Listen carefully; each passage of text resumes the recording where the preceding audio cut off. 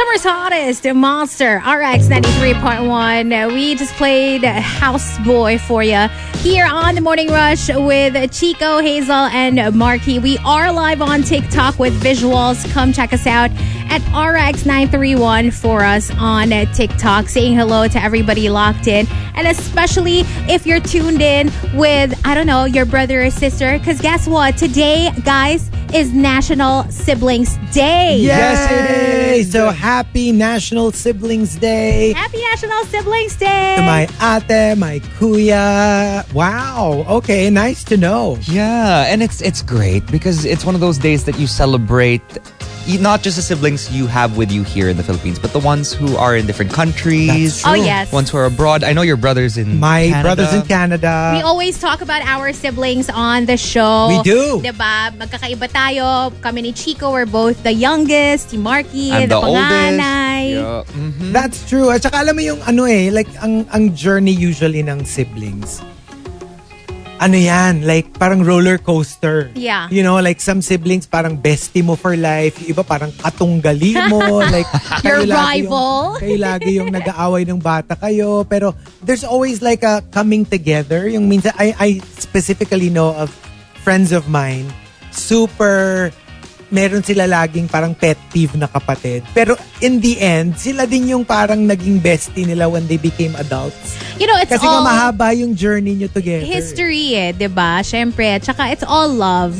No matter the dynamics, diba? Yeah. Siyempre, love pa rin ang nananaig. And I love na yung National Siblings Day is today because, you know, I'm feeling all warm and fuzzy inside because I just got to bond with my ate. That's true. Who just came home last month for a few weeks. So we got to spend a lot of time together. Last time she was in the Philippines kasi my ate is in Virginia in the US. Last time she was here was in 2020 before the pandemic. Wow. So, and it was also the first time that we saw each other, you know, since our mom passed away last year. And iba yung feeling to finally be reunited with someone who shares the same feelings as you. Tsaka alam mo yung parang when you're together, feeling ko si mama nakasmile at us kasi parang her favorite girls, her best girls together. Even my niece was here. So we all got to spend time together. Tapos yun nga, syempre it was a very emotional reunion as you can imagine. Obviously. For sure. Pero nakwento ko to yung may funny, ang dami naming funny moments. And lalo na yung sister ko, ang daming bloopers. Kasi my ate, she's very different from me. So tawang-tawa ako pag yung mga,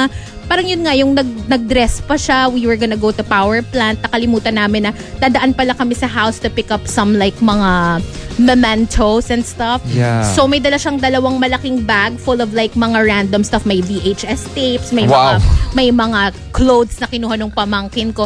Tapos ang ending, nakalimutan namin na magmo-mall pala kami after. So, dalawa. Tapos, tawang-tawa kami kasi mukha siyang, parang sabi namin, parang kang nangalakal, girl. So, literally, we took videos mo. Tapos, tawan-tawa din siya sa sarili niya. And I thought it was just so funny. Kasi, kahit yun nga, emotional yung pinagdadaanan namin. Masaya pero, pa rin. pag, iba talaga. Hindi, tsaka ano ang naalala ko sa sister mo? Parang, she has impeccable taste.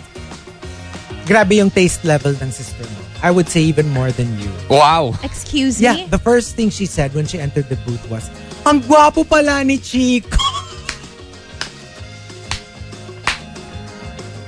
Yun pala yun! I commend her on her impeccable taste. Pero I think you can relate to my story because you were also reunited with your brother. Brother ko Last kasi year. is my tormentor growing up. Wala siyang ginawa kundi takutin ako. Alam mo ba yan?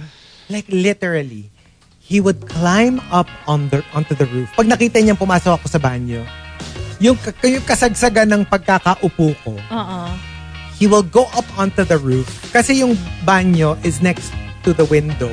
Roof na to. Para lang bigla siyang aakyat ng ganun dun sa window na, "Rawr."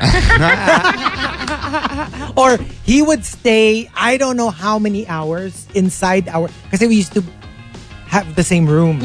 The two boys, the two girls.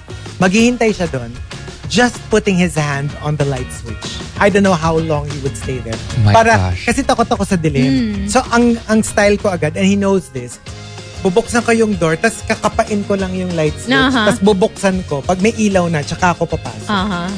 Nakapatong lang yung kamay niya doon. So, pag ganun mo pag ganun ko kamay. Oh, no, Cherry. Pero aminin mo, nung nag-move siya to Canada, Yeah. miss na miss mo, di ba? Yeah. Ibang level. Yeah, ibang, like it's crazy. Like, I never thought that we would be one of those families where one of us would be abroad and we just talk to each other. Oh my gosh, I was crying when they left. Because I was like, no, don't go. Well, Yeah. you know what? Your brother is abroad. Both my brothers are abroad. I don't have any siblings here in the Philippines. But, you know, whenever we spend time together, it's always such a blast. I remember back in the day, since I am the panganay, I would be the one to take them on trips. So we would go and see the Northern Lights. We would go see all sorts of different, Thailand, Japan, we would go together. And I'd be like, no parents, you don't have to pay for it. I'm the panganay. I'm gonna pay for the entire trip. this. I got this. And Alam now mo, they... Kuya Marky. Kuya Marky! Kuya Marky. Kuya Marky. Yes, and you know, now that they're abroad, it's so hard to really get in contact with them. Now they have kids, so I don't really get to see them so often.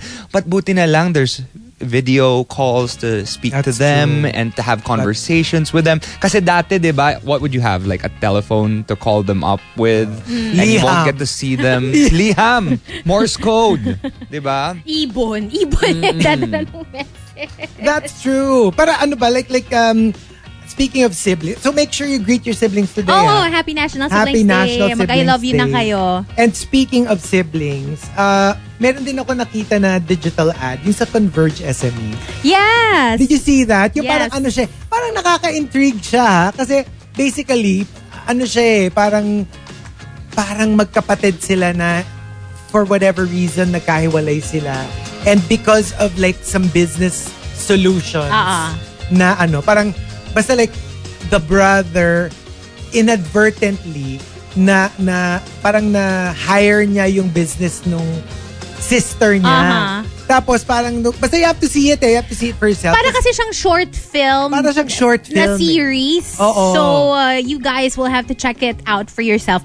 Nakakabitin siya. Yeah. Yung Parang you ending want kasi to know open-ended more. Kasi parang alam mo yung there's a story here. And basically parang nagkaroon sila ng reunion. Yun nga parang, And pero it's like, what's going on? what led them to that point? Diba? Yun yung Diba? question natin Parang ano And kaya? aabangan mo yung next part, diba? So it's very interesting. And you also see what happens when they finally meet and they see each other for the first time in a while or who knows, Actually right? yun ang ano kasi niya, parang you have to watch it pero like just to give you a little bit of an input, parang ang ending, nagkita sila na parang like, Kuya? Parang, and then it ends there. So ang question is the before and the after. Yun. Kasi before, parang what led to this reunion? At saka like Marky was saying, what happens from here? Yeah. Yun So talaga parang yung very, question. very interesting siya. Pero ang galing ng Converge SME kasi saktong-sakto yung heartwarming digital ad nila, 'di ba? For National Siblings Day today. Actually perfect siya kasi nga parang ang ano dito is that it's actually it was launched today. Today. So you might want to check it out. So what you want to do is just go to the Facebook page. That's right. So search nyo lang yung Converge SME Solutions on Facebook. Yeah. And you can actually watch the It's full the first episode post there. on their page now. And syempre, good job din sa Converge SME for creating practical solutions and products to help with the livelihood of our small, medium business owners. That's true. And you know what? Total National Siblings Day. Parang we want to hear din from our listeners the way we shared Of our course. mga kwentong siblings. Parang if you want to share your most memorable reunion story with a sibling, pwede siyang funny moment that you had with your sibling that you hadn't seen in a while, or baka naman heartwarming exchange with a sibling you recently reconnected with. Why don't you call us up right now? 028-631-9393. Again, we want your most memorable reunion story with a sibling. And guess what? You get a chance to win a gift certificate. We have a prize for you from Converge SME. Oh, wow. So go join us now. 028-631-9393. All right, let's check out the Monster Hotline. Hello, good morning. Hi, TMR. Good morning. Hi, who's this? Hello. What's your name? Ellie. I'm Ellie. Hi, Ellie. Hello, Ellie. So, my brother and I are very big fans of TMR. Oh, thank para you. kayong yung ate ni Hazel, good taste. So, ako rin ba yung favorite nyong host? Yes. Umayos ka, Ellie. Si Hazel lang may hawak ng mga GC. Papatayin ko yung mic mo. Joke lang. Hi, Ellie. Okay, wait. So, let me ask, who's older, you or your brother? Me. I'm panganay. Oh, you're panganay. And dalawa lang kayo? Yes. Okay, so what's your most memorable story with your not your kuya, your brother? Your baby bro. Bebe bro. Yes. Yes, actually, there is a lot. But one of my favorites, kasi yung age gap namin is pretty significant. We're 13 years apart. Wow. 30 years? 13? 13. Ellie, same tayo. 11 years kami ng kapatid ko. 30 years? Wow. Ang lala. Yeah, Okay, and 13 then? years apart. So it's quite significant enough for us not to really... Hindi na kayo nagsa-fight. Oo. No fight also. And I think it's also because, syempre, when I was in college, he was in elementary. So, hindi Wow. kami lagi nagkikita. Syempre, kung ifa-fight mo siya, nakakahiya ka naman. Parang papatulan mo yung bata. Salita. You should talk. Whatever. Coming from you. That also. So, yeah, one of my favorite moments with my brother is when he was young, I would always, we call it lalabs time. Yes, lalabs time. Every single morning, I cuddle with my little brother. So, nung may baby pa siya, every morning ginagawa namin yun. And then recently, when we went to San Pablo, our house in San Pablo during the weekend, he went up to me. Kakagising ko lang noon outside my door. He was already waiting. And then he said, Ate, it's lalabs time. So, yeah, he picked up from the lalabs time when he was a baby pa. Ang cute naman na parang hindi nawala. Kasi di ba usually yung tendency pag tumatanda na sila ng konti, medyo parang hindi na kasing na, lambing. Oo. Yes, Hindi kasi that's so true also. 13 years kasi he's parang 10 ka now. na ate/mom. Yeah. Oo. So do you feel like spoiling your little brother all the time? Yes. That's so true. Kasi kahit pag, for example, when I go to the grocery, ganyan, laging may bilin yan. Ate, I need Kinder Egg. Kinder Egg. Alam mo, Ate Ellie, naibig kami sa kape, sa umaga. Alam nyo, Ate Ellie and Alam Kuya mo, Ate Marky. Ellie. Oh my gosh. Alam mo, Kuya Chico. So what is the most memorable gift that you gave your brother? I think the most memorable gift was, I'd consider it a gift kasi when I got my first payout sa first bigel job ko immediately after college, I got him a Kinder Egg, but this time it felt really different because when he asked it from me, it was finally from something I worked hard for. So I think that's one of the first few gifts that I gave my little brother. That's so sweet. Ang sweet naman. Oh my gosh. So, make sure na maglalabs time kayo today because it is National Siblings Day. It is. Thank you so much for joining us and congratulations because you just won a prize from Converge SME. Stay on the line, Ellie, okay? Because we need to get your information. Don't put the phone down. Thank you. And Thank you happy so National much. Siblings Day. Yes. Thanks, Happy Ellie, National for Siblings calling. Day. So there you go. Yay. Exactly. Now, if you haven't seen the commercial yet, make sure to follow and like Converge SME Solutions on Facebook to watch the full digital ad. And abang-abang tayo sa susunod na commercial. So watch nyo na Converge SME Solutions on Facebook. Watch the full episode on their page now.